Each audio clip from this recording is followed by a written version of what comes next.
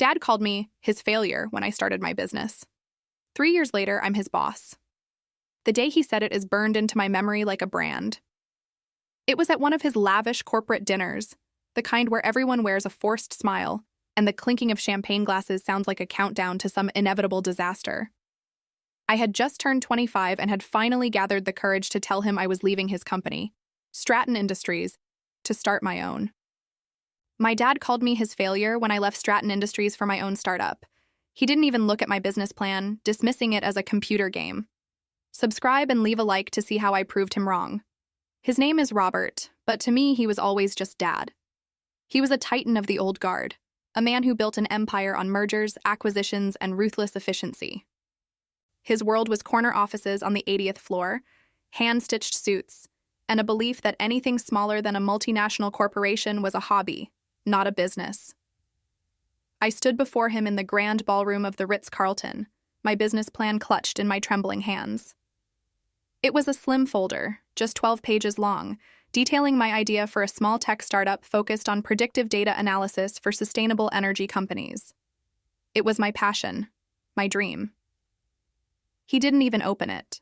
He took a slow sip of his 500-a-bottle scotch, looked at the folder with disdain, and then looked at me. His eyes, usually sharp and calculating, were filled with a cold disappointment that cut deeper than any anger could. "Claire," he said, his voice low enough so only I could hear, but loud enough to feel like a public announcement. "I gave you an Ivy League education. I gave you a position in my company with a clear path to the top, and you're throwing it away for this?" He waved a dismissive hand at my folder. "A little computer game? You are my greatest failure." The words hung in the air between us, thick and suffocating. I felt the eyes of his executives on me, men like his right hand, Andrew, who smirked from behind his crystal glass. They saw me as the spoiled daughter, the foolish girl playing at being a businesswoman. I wanted to scream, to defend myself, but my throat closed up. All I could do was nod, turn around, and walk out of that ballroom with the shreds of my dignity. That night, I cried myself to sleep on the floor of my tiny, empty office. It was a converted storage closet above a laundromat, and the air smelled faintly of bleach and damp clothes. My entire life savings, about $30,000, had gone into the deposit, the rent, and buying 3 second-hand computers. That was it. That was my entire empire. The first year was brutal. I worked 18-hour days, fueled by cheap coffee and the burning memory of my father's words. His failure. The phrase became my mantra, my motivation. Every time I wanted to give up, every time a potential investor laughed me out of their office, I heard his voice and pushed harder. My company, which I named Nexus Analytics, was just me and one other person, Noah. He was a brilliant coder I knew from college who believed in my vision when no one else did.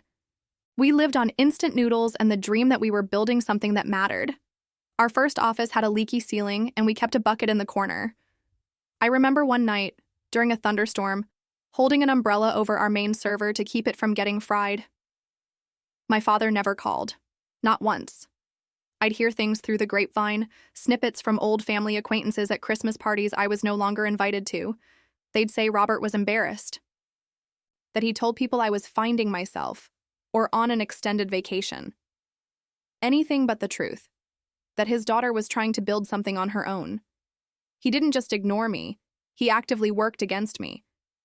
I found out later that he'd called 2 of the venture capital firms I'd pitched to, personally telling them I was a bad investment, that I was unstable and lacked the killer instinct. He was trying to crush me before I even had a chance to stand. But he underestimated me. He saw me as his little girl, not as the woman he had inadvertently trained. I had spent my childhood watching him, learning from him. I knew how to be resilient because I had to be, just to survive in his world.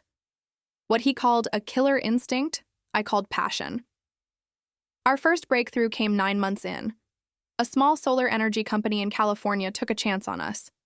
They were struggling to predict energy output based on weather patterns, and our algorithm was the only one that could do it with 99% accuracy.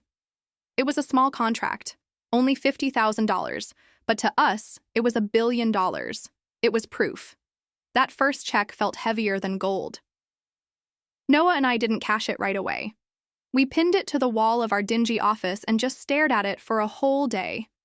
It was a symbol that we were real, that I wasn't a failure. I was a founder, and I was just getting started.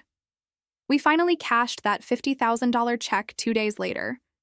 The bank teller looked at it, then at me and Noah, standing there in our worn-out jeans and faded hoodies, and I could see the skepticism in her eyes. But the check was real. The money was real. We didn't celebrate with champagne or a fancy dinner. We went to a cheap diner and ordered burgers, and over a shared plate of fries, we planned our next move. $40,000 went directly into a business account. With the remaining 10, we bought a new, powerful server so we wouldn't have to keep the umbrella handy. We also bought a proper coffee machine and, for the first time in 9 months, I paid myself a small salary. Just enough to cover rent and groceries without having to live on credit cards. That first client became our foundation. We used their success story as a case study. We showed other small to mid-size energy companies the hard data, a 15% increase in their energy output prediction accuracy, which translated to over $200,000 in savings for them in the first quarter alone. My father called my business a little computer game, but numbers didn't lie. The work started to trickle in. Another small contract, then a slightly bigger one. Noah was a machine, refining our algorithm, making it faster, smarter.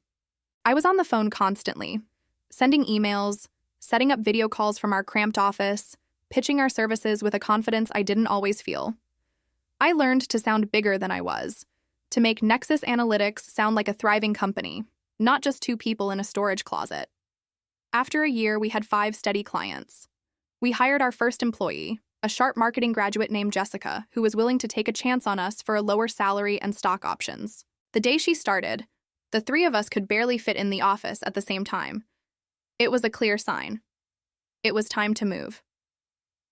Our new office was on the 3rd floor of an old brick building downtown. It was only 900 square feet, but it felt like a palace. It had 3 separate rooms, a tiny kitchenette, and best of all, huge windows that let in the afternoon sun. There were no leaks, no smell of bleach. I remember spending the first hour in my new, empty office just standing by the window, watching the city below. I had a real company. I was a real CEO. The success was quiet, but it was growing. We were starting to make a small name for ourselves in the sustainable energy sector, and apparently the news had finally reached the 80th floor of Stratton Industries. I ran into Andrew at a tech conference in Chicago. I was there to network, to hand out our new, professionally printed business cards. He was a keynote speaker. I saw him across the crowded hall, surrounded by a circle of admirers. He looked exactly the same. Expensive suit, perfect hair, and that same smug look in his eyes. He spotted me, and his smile widened. He excused himself from his group and walked over. "Claire, what a surprise," he said, his voice dripping with fake charm.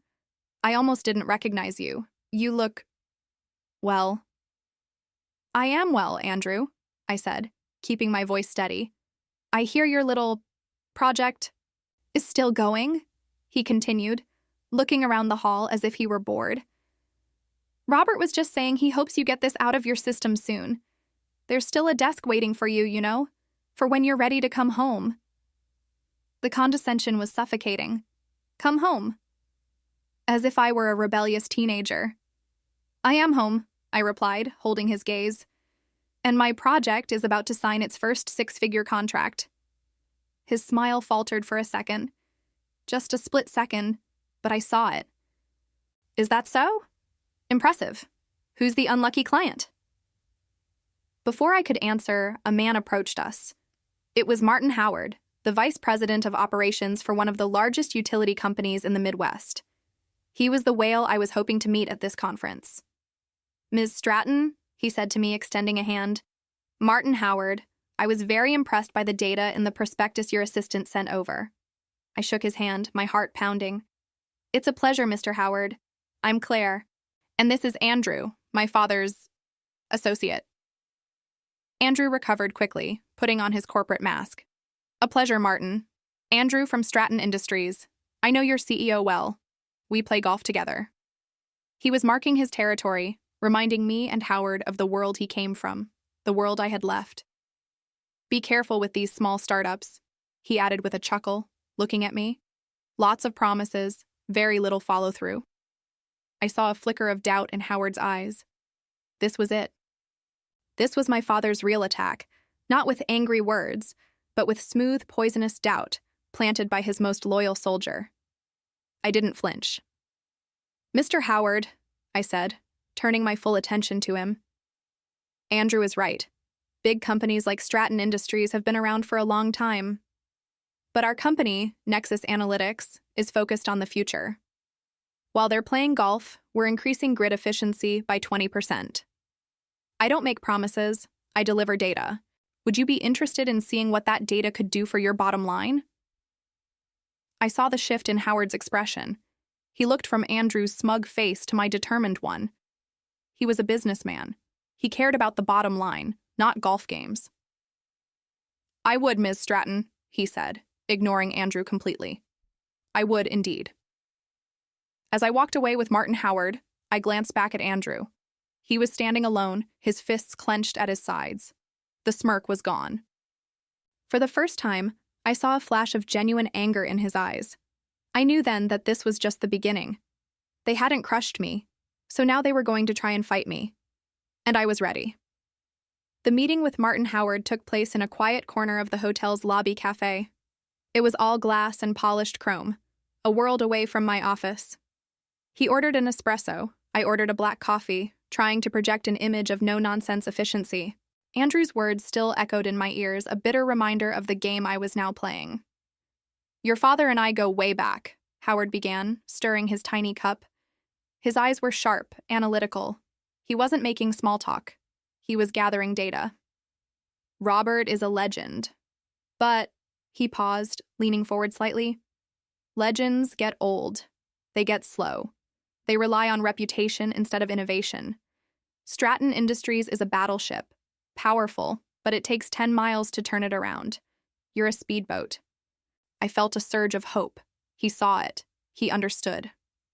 "That's exactly it, Mr. Howard," I said, my voice gaining strength. "We're agile. We can customize our algorithm for your specific grid challenges in a matter of weeks, not years. We can deliver a level of predictive accuracy that a company the size of Stratton can't even dream of. Their systems are too old, too bloated." He listened, nodding slowly. "I've seen your initial data. It's promising. Very promising. But you're a two-person startup operating out of a closet. Forgive my bluntness." 3 people. And we just upgraded to a proper office," I corrected with a small smile. "And we deliver results. Our first client saw a $200,000 saving in their first quarter with us. That's not a promise, that's a receipt." He liked that. A corner of his mouth turned up. "I need a full proposal and a live demonstration. I want to see your algorithm handle a real-time data stress test from one of our wind farms in Texas. If you can do that, and if your numbers hold up, we can talk about a pilot program, a 7-figure pilot program." I kept my expression neutral, but inside, my heart was doing cartwheels. 7 figures. That was more than just a contract. It was a kingdom. It was the kind of money that would make my father notice. Not as a failure, but as a competitor. My father always said, "In business, you either hunt or you are the hunted." He saw the world as a brutal wilderness where only the strongest survived. He probably thought he was teaching me a valuable lesson that day at the Ritz-Carlton, culling the weak from the herd. He never imagined I'd be the one learning how to hunt. I flew back that night. Noah and Jessica were waiting for me at the office with cold pizza and warm beer. I walked in, and before I could even speak, they could see it on my face. "No way," Noah said, his eyes wide. 7 figures, I said, and the tiny office erupted. We celebrated for about an hour, laughing and dreaming about what this would mean. A new server farm, hiring more engineers, maybe even an office with a decent view. But then, the reality of the task ahead settled in. A live data stress test for one of the biggest utility companies in the country. This wasn't just a test of our algorithm. It was a test of us. Failure would be catastrophic. It would prove my father and Andrew right. The next 2 weeks were a blur of caffeine and code. We slept at the office on cheap inflatable mattresses. I was on the phone constantly with Howard's technical team, getting the data specs, understanding the unique challenges of their Texas wind farm. Noah was a genius, working day and night, building a custom interface for the demonstration. Jessica was our shield, handling our existing clients, managing our social media and keeping the outside world at bay so we could focus. We were a team, a real team, forged in a crucible of pressure and ambition. A week before the demonstration, I got a call from our main data provider, a company that supplied the essential satellite weather feeds our algorithm relied on. It was a man named Mr. Peterson, a quiet, reliable guy I'd worked with for a year. "I'm sorry, Claire," he said, and his voice was strained, uncomfortable. "We have to terminate your service contract, effective immediately." I felt the blood drain from my face. "What? Why? We just renewed last month. I paid for the whole year up front." "It's a directive from our new parent company," he stammered. "They're restructuring our client portfolios.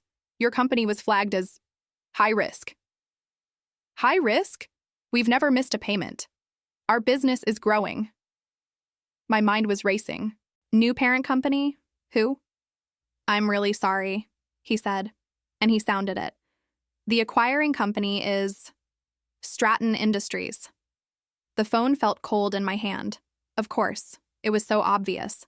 My father wasn't just planting seeds of doubt anymore. He was salting the earth. He had bought the one company whose data was essential to my success, just so he could cut me off at the knees a week before the biggest presentation of my life. This wasn't business. This was personal. I hung up the phone and looked at Noah and Jessica. They saw the look on my face and their smiles faded. "What is it?" Noah asked. I took a deep breath, the rage inside me a cold, hard knot. "It's my father," I said, my voice dangerously quiet. "He just declared war." For a full minute, the three of us stood in silence in our office that suddenly felt like a cage again. The sunlight streaming through the big windows seemed like a cruel joke. My father had just taken our most critical tool, the very foundation of our algorithm. Without that live weather data, our demonstration for Martin Howard was impossible. Our 7-figure contract would evaporate, and with it, the future of Nexus Analytics. Jessica was the first to speak, her voice tight with disbelief. "He can't do that. Isn't that illegal? Some kind of antitrust thing?" I shook my head, a bitter laugh escaping my lips. "He didn't do anything illegal. He just bought the company. Stratton Industries is a massive conglomerate. They probably acquire a dozen smaller companies a month. This one was just strategically chosen." I sank into my cheap office chair, the plastic groaning under the weight of my sudden despair. I felt like that little girl in the Ritz-Carlton ballroom all over again, small and powerless. Noah paced the small room, running his hands through his already messy hair. He was the coder, the logician. He was trying to compute a solution, but the variables were all wrong. "We can't find another provider in a week, not one with the same quality of data. They're the best. Everyone knows they're the best. That's why we chose them." He was right. My father hadn't just punched a hole in our boat, he'd stolen the ocean. I stared at the whiteboard where we had mapped out our presentation for Howard. It was covered in equations, flowcharts, and projected revenue numbers. Now it just looked like a list of broken promises. "We have to call Howard," Jessica said quietly, her usual marketing optimism gone. "We tell him we have a supply chain issue. Maybe we can postpone." "Postpone?" I said, the words tasting like ash. "Andrew is in his ear telling him we're all talk and no follow-through. If we postpone, we prove him right. We'll never get another meeting." We were trapped. It was a perfect corporate checkmate, executed with the cold, impersonal precision I knew so well. It was my father's signature move.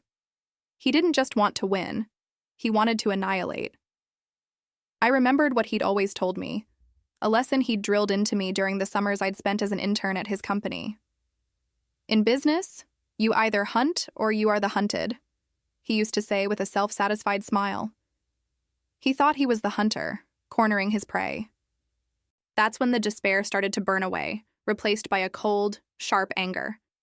He was wrong. He wasn't hunting me. He was teaching me. I stood up. Noah and Jessica looked at me, their faces etched with worry. "He made a mistake," I said, my voice low and steady. "What mistake?" Noah asked. "It looks like a pretty perfect move from here." "He thinks he took away our weapon," I explained, walking over to the whiteboard. But our algorithm is the weapon. The data is just the ammunition. He took our supplier, so we'll make our own ammunition. They both stared at me, confused. Noah, I said, turning to him. For the past year, we've been processing petabytes of historical weather data from that provider. We have all of it stored on our servers, right? Every satellite image, every barometric pressure reading, every wind speed data point for the last 10 years. A flicker of understanding sparked in Noah's eyes. Yeah, it's our backup archive. Costs a fortune in server space, but you always said it was non-negotiable. Exactly, I said, a plan forming in my mind, wild and desperate, but maybe, just maybe, possible. What if we stop trying to predict the weather? What are you talking about? Jessica asked. That's literally what we do. No, I said, picking up a dry erase marker. We don't predict the weather. We predict energy output based on weather patterns. It's different. We've been using their live feed as a shortcut. But we have 10 years of their historical data. We also have 10 years of corresponding energy output data from our clients' grids. I started scribbling on the board, drawing new connections, new diagrams. What if we build a new model? One that doesn't need a live satellite feed. One that analyzes the current, publicly available atmospheric conditions and finds matching patterns in our 10-year archive. It wouldn't be predicting the weather. It would be pattern matching on a massive scale. It would find the closest historical model and use that to predict the grid's output. Noah's eyes were wide now, his mind racing, catching up to the crazy logic of my idea. It's theoretically possible. The processing power required would be insane. We'd have to rebuild the core of the algorithm from scratch, in a week. Can you do it? I asked, my gaze locked on his. He was silent for a long moment, the only sound in the room the hum of our servers. Then, a slow smile spread across his face. Yeah, he said. Yeah, I think I can. This is our only shot, I told them, my voice filled with a conviction I hadn't felt moments before. My father thinks he's fighting the company I have. We're going to show up and pitch the company we're about to become. A company that doesn't need suppliers. A company that can't be cut off. A company that's truly independent. I looked from Noah's determined face to Jessica's, where a spark of hope was returning. This was no longer about a contract. It was about survival. My father had come to hunt me, but he'd forgotten one thing. I was his daughter. I knew all his tricks. And I was done being the prey. The next 4 days were a blur of caffeine, code, and controlled chaos. Our small office, which had always felt open and bright, now seemed like a command bunker in the middle of a war. The blinds were drawn, takeout containers piled up in the bin, and the only light came from the glow of our monitors and the frantic diagrams covering every inch of our whiteboard. My father always said, "Data is king, but the throne belongs to the one who owns the source." I wrote that on the board in red marker, a constant, bitter reminder of what we were fighting for.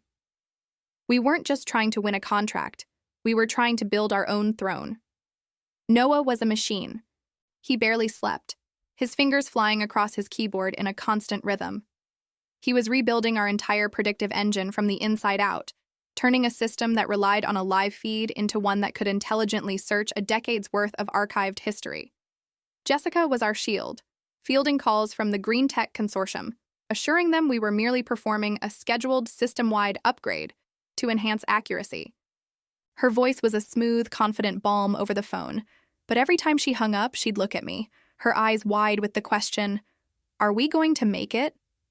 I was the glue, the strategist, the head cheerleader. I kept the coffee flowing, ordered food, and sat with Noah for hours, talking through logic problems until 3 in the morning.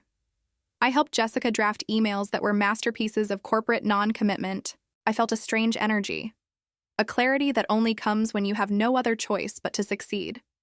My father had pushed me into a corner, but he'd forgotten that's where animals learn to bite back the hardest. On the morning of the 3rd day, the crisis hit. I walked in to find Noah staring at a screen full of red error messages, his face pale. "It's not working," he said, his voice flat. He didn't even look at me. "What do you mean it's not working?" Jessica asked, rushing over. "The model is too big." "The theory is sound, Claire. Your idea works," he said, finally turning to me. But the processing power, it's like trying to push the entire Pacific Ocean through a garden hose to find the right historical pattern in our archive and run the simulation in under 5 seconds, which is what we need for the live demo. We need about 10 times the server capacity we have. I felt the floor drop out from under me. So, buy more, I said, my voice sounding weak. Jessica shook her head. I've already checked. To rent that kind of power from Amazon or Google's cloud services for even one day would cost more than we have in the bank. We're talking tens of thousands of dollars. We can't afford it. The room went silent. The hum of our servers suddenly sounded like a death rattle. This was it. This was the wall we couldn't climb. My father had won without even firing another shot. He knew our resources. He knew our limits. He had bled us dry and now was just waiting for us to collapse. I sank into my chair, my head in my hands. Failure felt like a cold, heavy blanket. I could almost hear my father's voice, that smooth, condescending tone at the dinner party. A hobby? A failure. Then a memory sparked. A conversation from a tech conference 6 months ago. A young, ambitious founder pitching his own startup. His name was Martin. His company, Ether Computing, offered high-performance cloud processing for a fraction of the cost of the big guys. They were new, unproven, and, according to industry gossip, desperate for a flagship client to prove their stability. It was a massive risk. If their system crashed during our pitch, we wouldn't just lose the contract, we'd be a laughingstock. I stood up. I might have an idea, I said, my voice shaking slightly. It's a long shot, and it's probably a stupid one. We're currently out of good ideas, Claire, Noah said, a flicker of hope in his tired eyes. A stupid one sounds pretty good right now. I pulled out my phone and found the number. Jessica, get me everything you can on a company called Ether Computing. Financial stability, client reviews, uptime reports, anything. Noah, start prepping our data for a full migration to a new cloud platform.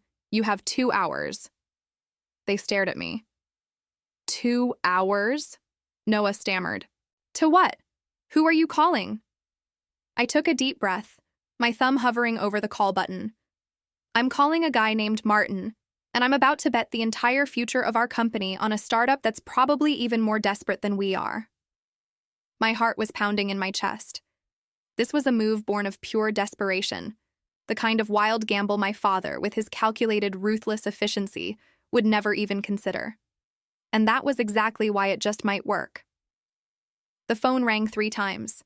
Each ring echoed in the dead silence of our office, a small, rented space above a laundromat that always smelled faintly of bleach and regret. On the first ring, Noah flinched. On the second, Jessica chewed on her thumbnail. On the third, a voice answered, crackly and tired. Martin here. Martin, my name is Claire Stratton, I began, my voice steadier than I felt. We met at the Tech Innovate conference in Chicago 6 months ago. I don't know if you remember me. There was a pause. I could hear the sound of typing in the background. Stratton, he repeated, his voice suddenly sharp. As in Robert Stratton of Stratton Industries? My heart sank. Of course. My father's name was both a key and a lock. He's my father, I admitted, trying to keep my tone neutral. But my company, Lumina Analytics, is completely separate. I heard him let out a short, humorless laugh. Nothing is ever completely separate from Robert Stratton, Miss Stratton. I know the type. What do you want? He was direct. No time for pleasantries. He was a startup founder. Time was a currency he didn't have. I took a deep breath and laid it all out. Our model, the sustainable energy contract, the impossible processing requirements, and the live demo that was now less than 48 hours away. I didn't mention my father's sabotage. I didn't have to. Anyone in the industry knew his reputation. So let me get this straight, Martin said after I finished, the sound of typing having stopped. You're calling me, a day and a half before the biggest pitch of your life, to ask for an unprecedented amount of dedicated processing power. You can't pay for it up front. And your primary competitor is a company run by the most notoriously ruthless CEO in the country, who also happens to be your dad. That's about the size of it, I said, my knuckles white from gripping the phone. You've got guts, I'll give you that, he said. There was another long silence. I could feel Noah and Jessica watching me, their faces pale under the fluorescent lights. This was it.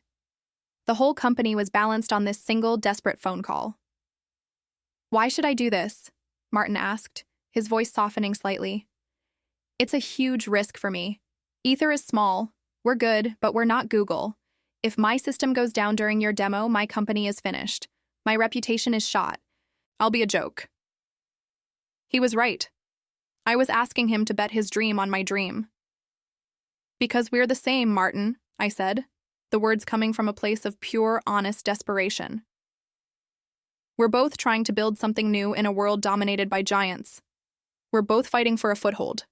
If you help me, and we land this contract, Lumina Analytics becomes your flagship client. We'll sign an exclusive 5-year contract. Our success story will be your success story. You won't be an unproven startup anymore. You'll be the company that powered the tech that beat Stratton Industries." I let that last part hang in the air. It was my only real leverage, the chance to take a swing at a Goliath. I heard him sigh on the other end of the line. "My first investor pulled out because he got a call from a guy named Howard, one of your father's executive VPs," Martin said quietly. "Told him Ether Computing was a poor long-term investment. It almost bankrupted me." A cold fury washed over me. Howard was my father's right-hand man, the one he sent to do his dirty work, so this wasn't just business for him. It was personal. "I see," I said, my voice low. "All right, Stratton," Martin said, his tone suddenly decisive. "You've got a deal. You get my servers. You get my best people on standby for the next 48 hours. We'll get your data migrated tonight." A wave of relief so powerful it made me dizzy washed over me. I leaned against the desk for support. "Thank you, Martin. You have no idea what this means." "Oh, I think I do," he cut in. "But there's a condition. I'm not just giving you a free ride. I'm taking a stake." "A stake?" I asked, confused. "You mean equity?" "No, something better," he replied. "When you win this contract, and you'd better win it, I don't want just the 5-year service deal. I want our two companies to announce a formal strategic partnership. I want my logo right next to yours on the press release. I want Robert Stratton to see my name, Martin, right next to his daughter's, every time he reads about how his own company lost."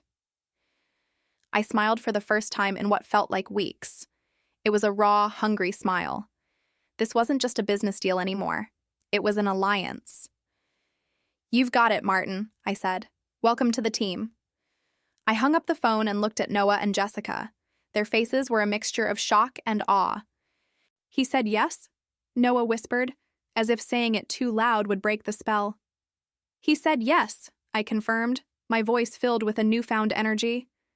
"But we have to migrate everything, now. Noah, get their tech team on a video call. Jessica, start drafting the partnership press release. We're not just going to win, we're going to make a statement." For the first time, I felt like I wasn't just fighting against my father. I was building something stronger in his shadow. We had our miracle. Now we had less than 48 hours to prove we deserved it. The next 48 hours were a blur of caffeine, code, and cold pizza. Our small office, which usually felt spacious, was now a cramped command center. Whiteboards were covered in diagrams and timelines, and empty coffee cups formed a small, sad city on my desk. The air buzzed with the hum of servers and the frantic clicking of keyboards. It was the sound of a desperate, beautiful battle. Noah was a machine. His eyes were red-rimmed, but his fingers never stopped moving. He was on a constant video call with Martin's team, his voice a calm, steady stream of technical commands in a sea of chaos. "Reroute the primary server through the Phoenix node," I heard him say. "I'm seeing a lag in packet transfer. Let's isolate the bottleneck." He was in his element, a general commanding his digital army. Jessica was equally focused, her battlefield made of words. She was drafting the press release, crafting a narrative of partnership and innovation. Every word was a carefully chosen weapon. She would occasionally read a line aloud. "A new era of sustainable tech, pioneered by the strategic alliance between—" "How does that sound, Claire?" she'd ask, and I'd nod, my mind only half present, the other half tracking the progress bar of a massive data transfer. I felt like the conductor of a chaotic orchestra, trying to keep every instrument in tune. I refilled coffees, ordered food, and walked between Noah's and Jessica's desks, offering words of encouragement. During a brief lull around 3 in the morning, I stood by the window and looked down at the sleeping city. The streetlights looked like scattered diamonds. For a moment, I wasn't a CEO in the middle of a corporate war. I was just Claire, a 25-year-old running on fumes and a prayer. I saw my reflection in the dark glass and I looked tired, but my eyes had a fire in them I hadn't seen before. This was mine. This failure, this long shot, this impossible dream. It was all mine. That's when the first alarm went off. It wasn't a loud siren, but a quiet, insistent beep from Noah's computer. "What is it?" I asked, rushing over. He thought my tech startup was a computer game. "What would you have done in my shoes? Comment your thoughts and share this with anyone who's faced doubt." His face was pale. "We're being blocked. It's a legal injunction. They're claiming all data generated using Stratton Industries' proprietary software is their intellectual property. They're demanding we cease the transfer immediately." My blood ran cold. Who sent it? A law firm. Haddison, Crane, and Lyle. I Googled them. They're my father's lawyers. Of course they were. This had Howard's fingerprints all over it. It was a classic corporate move. Drown the smaller company in legal paperwork until it suffocates. My father wasn't just trying to beat me, he was trying to erase me. Jessica was already reading the email attachment on her own screen. "They can't do this," she said, her voice shaking with anger. "Our client contracts are clear. The data belongs to the clients, not the software provider." "It doesn't matter if they're right," I said, the harsh reality hitting me. "It only matters that they can stop us. They can tie us up in court for months, years even. By the time it's resolved, the contract will be long gone. We'll be bankrupt." Panic started to creep into the room. I could see it in Noah's clenched jaw and the way Jessica stared blankly at her screen. This was the attack I hadn't anticipated. Not a technical one, but a legal one. A paper wall dropping down in front of us. I took a deep breath, forcing my own panic down.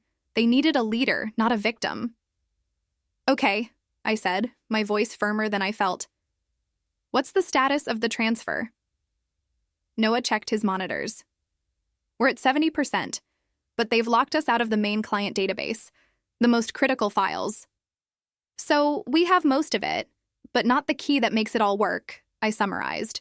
It was a cage without a door. I pulled out my phone and dialed Martin.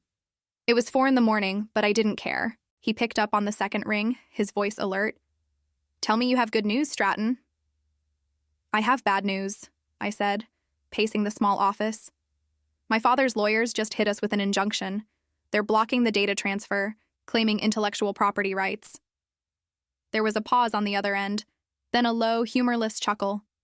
"Robert is nothing if not predictable," Martin said. "He can't win on merit, so he changes the rules of the game. Classic."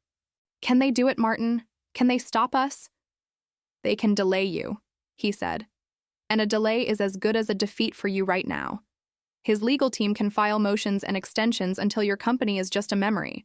But they made a mistake." "What mistake?" I asked, hope flickering inside me. "They sent the injunction to you," he said, and I could hear the smile in his voice. "They should have sent it to me. The data is being transferred to my servers. I'm the hosting party. They're suing the wrong person." A slow smile spread across my face. My father and Howard, in their arrogance, had aimed at the small fish. They hadn't even considered the shark swimming beside me. "So what do we do?" I asked. "You do nothing," Martin said. "Let them think their plan is working. My lawyers, on the other hand, are about to have a very busy morning. Robert wanted a fight. He's about to get one. Just on a field he didn't choose." I hung up the phone. A slow, predatory grin spreading across my face, the kind I'd seen on my father 1,000 times before a hostile takeover. The fear that had been a cold knot in my stomach for hours was gone, replaced by a surge of adrenaline. He thought he had me cornered. He thought his old-world power and high-priced lawyers could just sweep my dream off the table. "What did he say?" Noah asked, his eyes wide, still staring at the blinking error messages on his screen. He said my father made a mistake, I told him, my voice steady for the first time all night. They aimed at the wrong target. They're playing checkers, Noah.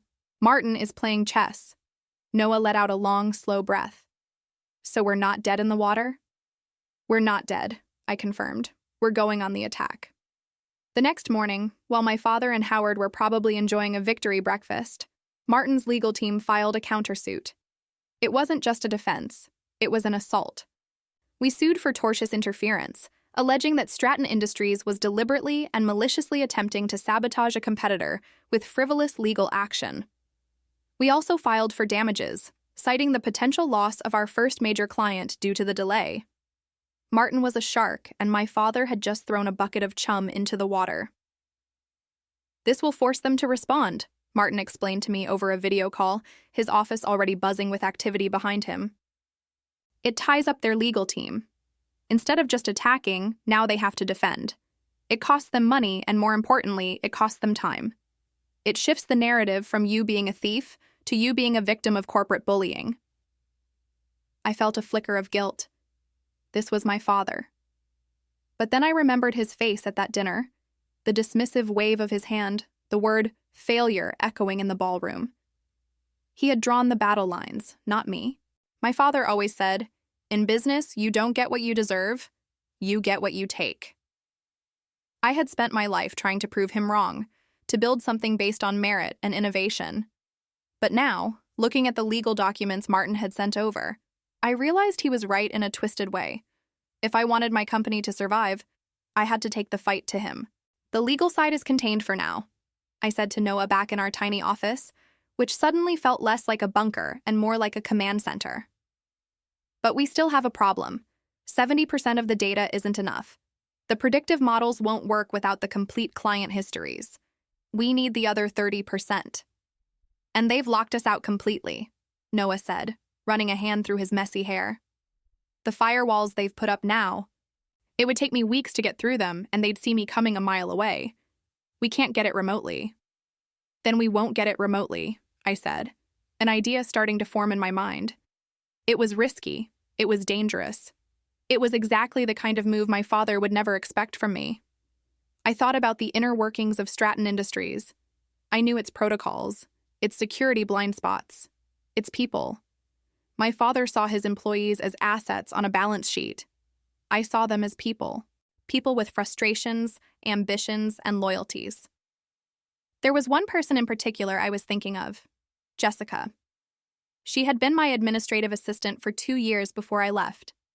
She was sharp, organized, and chronically underappreciated. When I resigned, my father had kept her on, moving her to a junior analyst role but at the same assistant's salary. He knew she was loyal to me, and it was his way of punishing her for it, keeping her tethered but clipping her wings. We had exchanged a few quiet texts in the first few months, but then she went silent, probably out of fear. "What are you thinking?"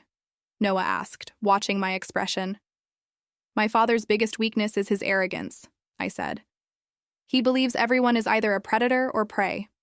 He can't imagine that a sheep might have a wolf hiding inside. He thinks he has all the power, all the control. But the real power in a company isn't always in the corner office. Sometimes it's at the desk of someone everyone overlooks."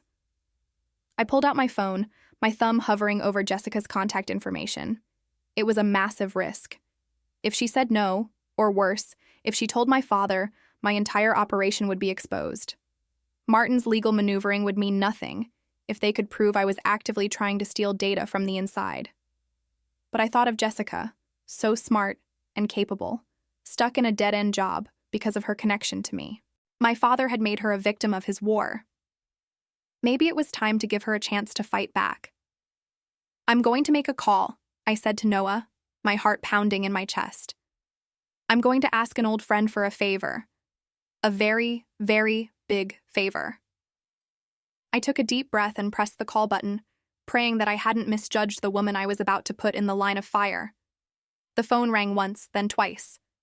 I held my breath, waiting. The line was silent for a moment after the third ring, and I thought she had hung up. My stomach twisted. Maybe this was a mistake.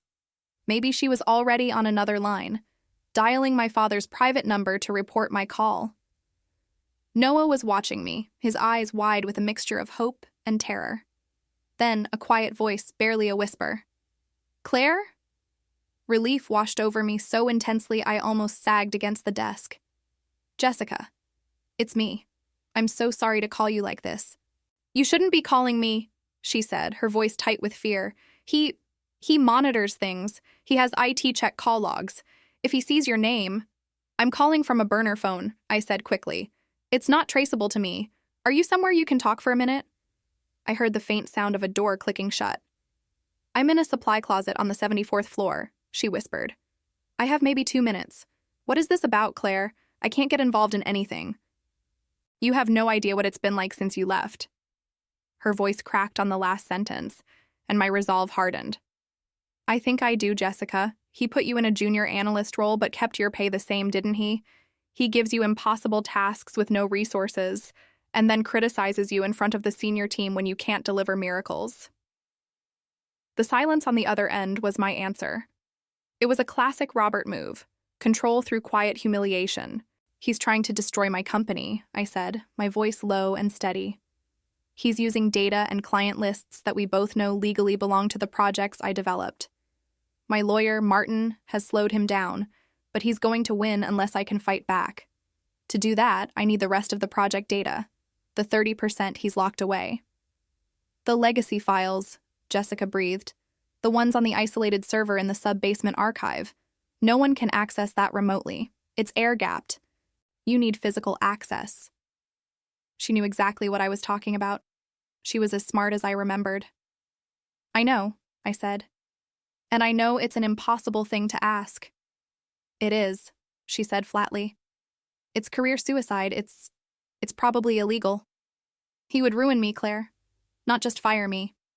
He'd make sure I never worked in this city again." She was right. The risk was all hers. I couldn't just ask for her loyalty. I had to offer her a future. "This isn't a favor, Jessica," I said firmly. "It's a job offer. The second we have that data, you walk out of that building and you don't look back. I'm offering you the position of Chief Operations Officer at my company. Not an assistant, not a junior analyst. A senior partner. You'll have equity. You'll help me build this thing from the ground up. You'll have the career my father has been deliberately keeping from you." I could hear her sharp intake of breath. I had her attention. "Why me?" she asked, her voice trembling slightly, no longer with fear, but with something else. Hope, maybe. "Because you're the smartest person in that building," I said, and I meant it. "And because my father's greatest mistake is underestimating the people he steps on. He thinks you're just a secretary. I know you've been practically running the entire analytics department from the shadows for the past year."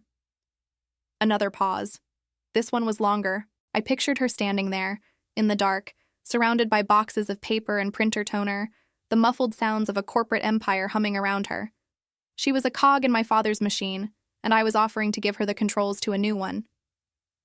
"There's a charity gala," she said finally, her voice suddenly crisp and clear. All business. "Next Friday, at the Museum of Natural History. My father is the guest of honor. The entire executive floor will be there from 7 p.m. until at least midnight. The building will be empty except for the skeleton security crew." My heart started pounding. She was in. "The archive server is in room SB07, she continued, her words coming faster now. "The keycard access logs are wiped every night at 3 a.m., but the CCTV is constant. However, the camera in the hallway outside SB07 has a blind spot, a big one. It's been broken for 6 months, but since it's a low-priority area, my father refused to approve the expense to fix it." Typical. A bitter laugh escaped my lips. Of course. My father, a man who would spend $100,000 on a dinner party, wouldn't spend a few hundred to fix a security camera. His arrogance was truly his greatest weakness. "I can get you my access card for the evening," Jessica said. "I'll report it lost the next morning. You'll have a 3-hour window. But you can't just download the files. The server logs every connection. You'll need to clone the entire drive. It's the only way they won't know the data was copied." Noah, who had been listening on speaker, gave me a sharp nod. He could do that. "Jessica, are you sure?" I asked, needing to hear it one last time. He called me your little project in a meeting yesterday, she said, her voice cold as ice. He thinks I'm a failure by association. He thinks I'm nothing. My father always said, in business, you don't get what you deserve, you get what you take. Well, Robert Stratton is about to learn that his own daughter and his little project learned that lesson very, very well. A shiver went down my spine. She had used my father's own words. The battle lines were drawn. Friday night, I said. Send me the details on how to get the card. I'll leave it under a loose planter by the west entrance at 5 p.m. sharp, she said. Don't be late. And Claire, don't get caught. The line went dead. I looked at Noah. His face was pale, but his eyes were shining. Chief Operations Officer, he said with a low whistle. That was a power move. It was the right move, I said, my mind already racing, planning the logistics of the most dangerous night of my life. Now, we have less than a week to figure out how to pull off a heist. The next few days were a blur of nervous energy and meticulous planning. Noah barely slept. He turned our small office into a command center, whiteboards covered in network diagrams and floor plans of the Stratton Tower he'd pulled from public records. He was building the cloning device from scratch, a compact black box with a single port and a small screen. He called it the Key. I spent my time studying the building's schematics, memorizing the path from the west entrance to the sub-basement, level 7, SB07. It felt like I was preparing for an exam I couldn't afford to fail. We barely spoke about what would happen if I got caught. The possibility was a cold, heavy presence in the room, and we both silently agreed not to give it a voice. My father always said, hope is not a strategy. For the first time, I understood. We weren't hoping. We were planning. Friday arrived like a slow-motion storm cloud. The hours crawled by. I tried to work on our actual business, analyzing data for a solar farm client. But the numbers swam in front of my eyes. All I could see was the hallway outside SB07. By 4 p.m., I couldn't sit still. I changed into a simple black hoodie, dark jeans, and soft-soled shoes. I looked less like a CEO and more like a cat burglar. Maybe that was the point. At 4:55 p.m., I was across the street from the Stratton Tower, a monolithic structure of glass and steel that scraped the sky. It was my father's monument to himself. I watched the river of employees flow out of the main doors, their faces tired but relieved. None of them looked my way. I was invisible.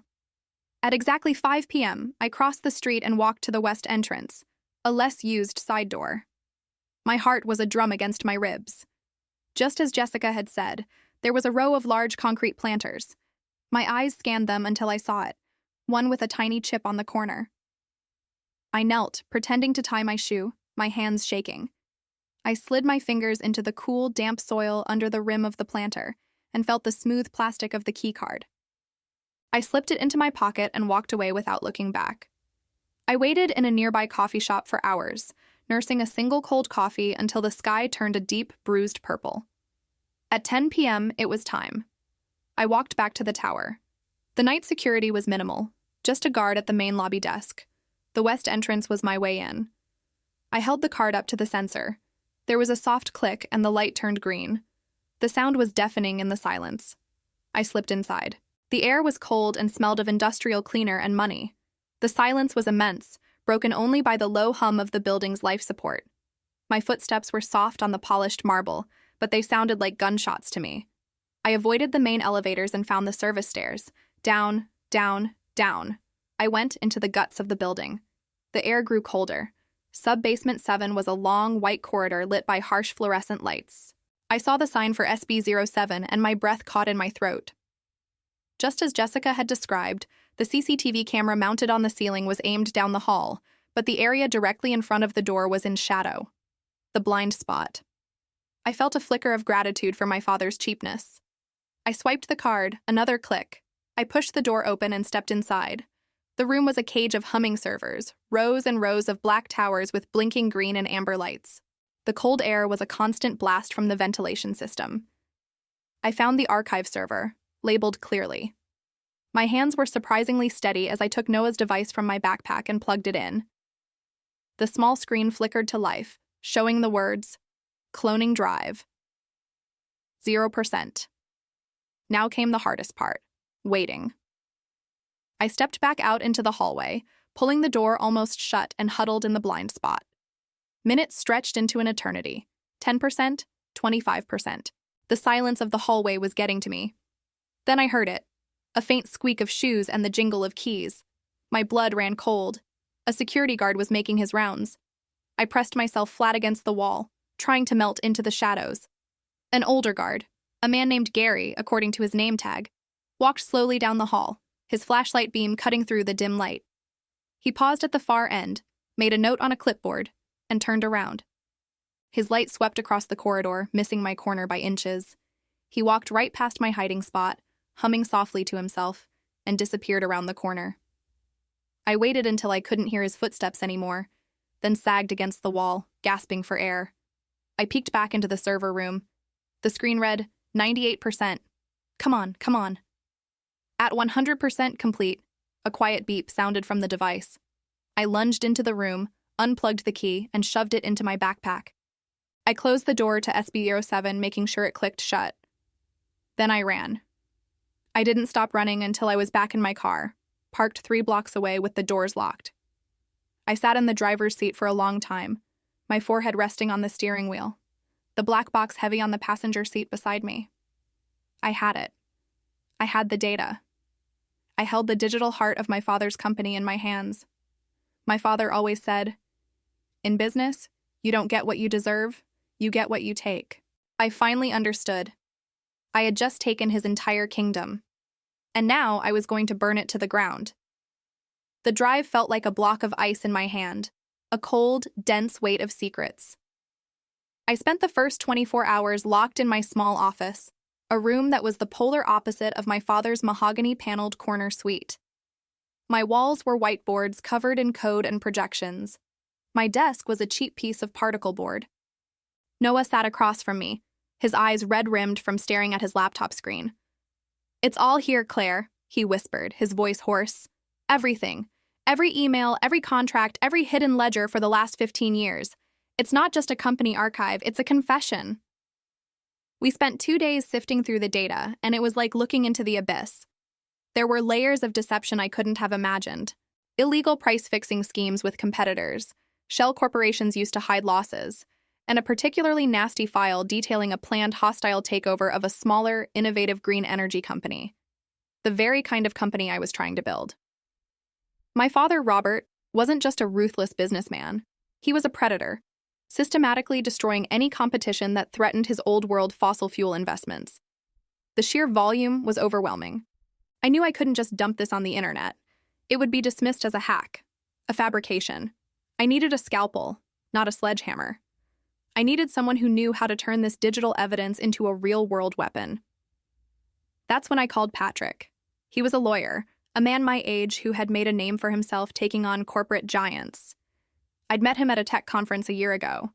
He was sharp, hungry, and had a deep-seated dislike for the kind of corporate entitlement my father represented. We met in his sparse office, a place that smelled of old books and fresh coffee. I placed the cloned hard drive on his desk between us. "Stratton Industries," I said. "The whole thing." Patrick leaned back, his eyes narrowing.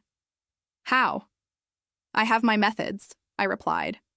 He spent an hour looking at a sample of the data Noah had prepared. He was silent, his expression unreadable. Finally, he closed the laptop and looked at me. "This isn't just a lawsuit, Claire. This is a corporate death sentence. What do you want?" "I want him to lose," I said, my voice steady. "I want him to feel what it's like to have the thing he loves most, the thing he built his entire identity on, crumble to dust in his hands." Patrick nodded slowly. "I can do that." For the next week, his office became our war room. Noah worked remotely, decrypting the most heavily protected files, while Patrick and I built the narrative. We found the smoking gun inside a folder labeled Project Chimera. It was a series of encrypted communications between my father and Andrew, the CEO of their biggest competitor. They were planning a secret merger, one that would violate a dozen antitrust laws and create a monopoly that would crush the sustainable energy sector for a generation. They were just waiting for the stock of a key target company to drop before they pounced. I remembered my father's mantra, the one he'd repeated to me my whole life. In business, you don't get what you deserve, you get what you take. He had taken everything from everyone. Now it was my turn. Patrick's plan was brilliant in its simplicity. We wouldn't go to the authorities first. They would get bogged down in bureaucracy. We would go to the court of public opinion. He had a trusted contact, a Pulitzer-winning journalist at the Wall Street Journal, known for her relentless investigations into corporate crime. We packaged the most damning evidence from Project Chimera, the emails, the secret bank transfers to offshore accounts, the recorded phone calls Noah managed to unscramble. We sent it to her anonymously from a secure server. Then we waited. The silence was the worst part. For 48 hours, nothing happened. I started to think we'd failed, that they didn't believe it, or that my father had somehow gotten ahead of the story and killed it. I barely slept, jumping every time my phone buzzed. It was a Tuesday morning when the world exploded. I was staring at my laptop, nursing my fourth cup of coffee, when a notification popped up from Noah. It was just a link with no message. I clicked it. The headline was stark, black and white on the Journal's homepage. Stratton Industries and rival implicated in massive antitrust conspiracy.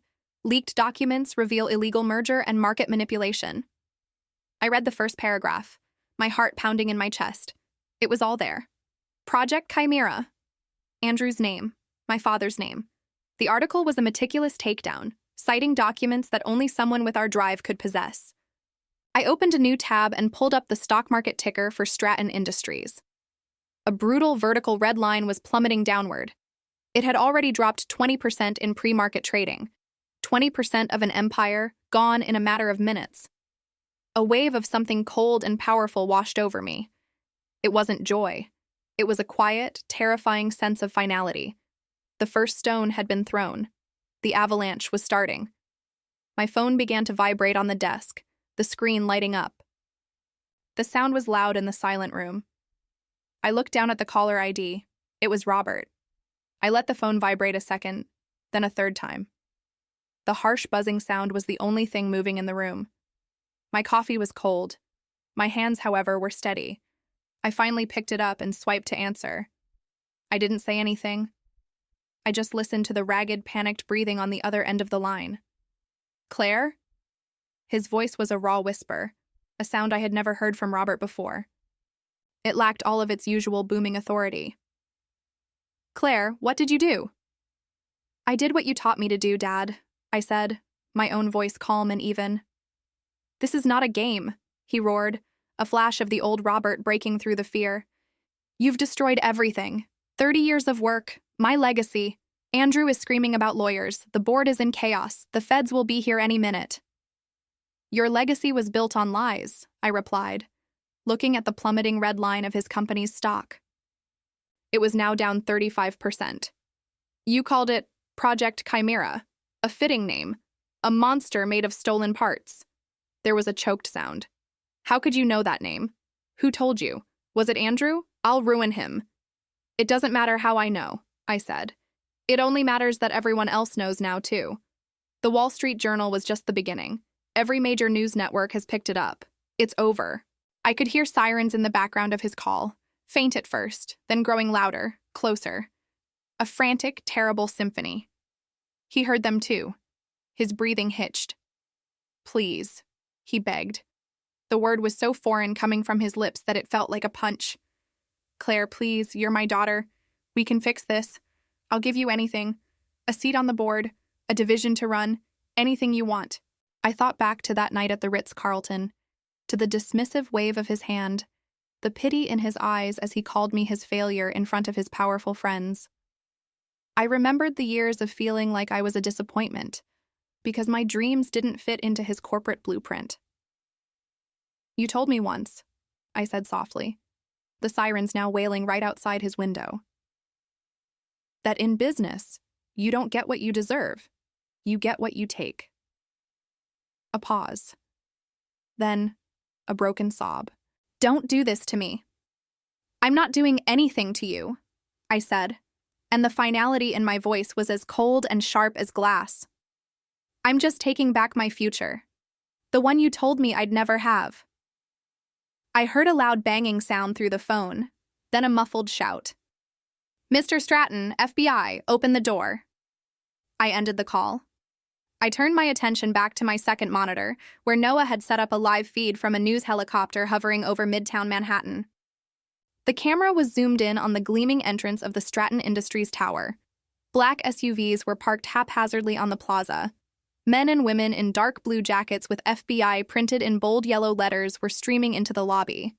The revolving doors, which had once seemed so imposing to me, were now a gateway for my father's ruin. My phone buzzed again. This time, it was a text from Patrick. "Phase 2 complete. They're executing warrants at Andrew's offices as well. You did it." I didn't feel the elation I expected. There was no triumphant surge of adrenaline. There was only a profound, quiet stillness. The end of a war I didn't even know I was fighting until 3 years ago. 2 days later, I was walking through my own office. It wasn't on the 80th floor of a skyscraper. It was a converted warehouse space downtown, with exposed brick walls, open-plan desks, and the low hum of servers processing data that would help build a cleaner world. My team, a group of 20 brilliant, passionate people, were collaborating, laughing, creating. This was real. This was mine. A news alert popped up on my phone. Stratton Industries files for Chapter 11 bankruptcy. Board ousts Robert Stratton, appoints interim CEO. I swiped the notification away. It was old news. I stopped by my desk and looked at a framed photo sitting on the corner. It was me at 25, standing on this very spot when it was just an empty, dusty warehouse, holding up a set of keys with a grin so wide it looked like it might split my face. I was terrified and hopeful, and so incredibly naive. My father had called that girl a failure. He thought a business had to be a ruthless empire to matter. But he was wrong. He had spent his life taking from others. I was spending mine building something for them. In the end, I had become his boss. Not by taking over his company, but by rendering it, and his entire philosophy, obsolete. The world had moved on, and I was helping to build the one that was leaving him behind. From his failure to rendering his empire obsolete. My team and I are building a cleaner world while Stratton Industries crumbles. What did you think of my quiet victory? Subscribe for more intense stories of overcoming.